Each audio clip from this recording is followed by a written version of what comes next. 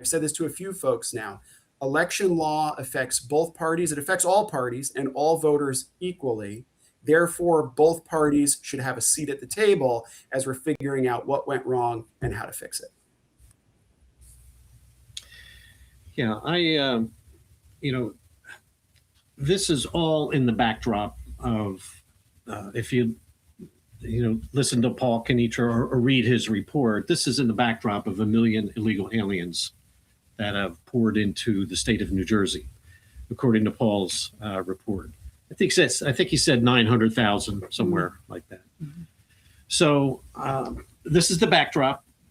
You have to wonder why all these individuals were brought in from all over the world, because in just about all the states, including New Jersey, lo and behold, they're showing up on the voter rolls and they're voting.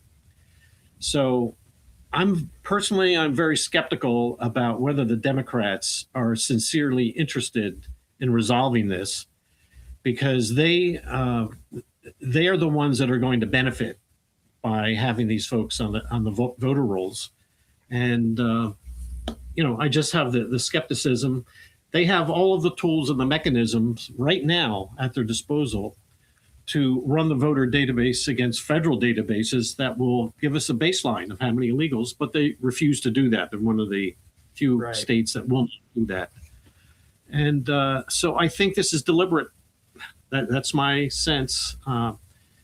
Mikey Sherrill seemed to spend most of her time in a CYA mode, trying to explain that this was before me. It wasn't me. I had nothing to do. I had no idea.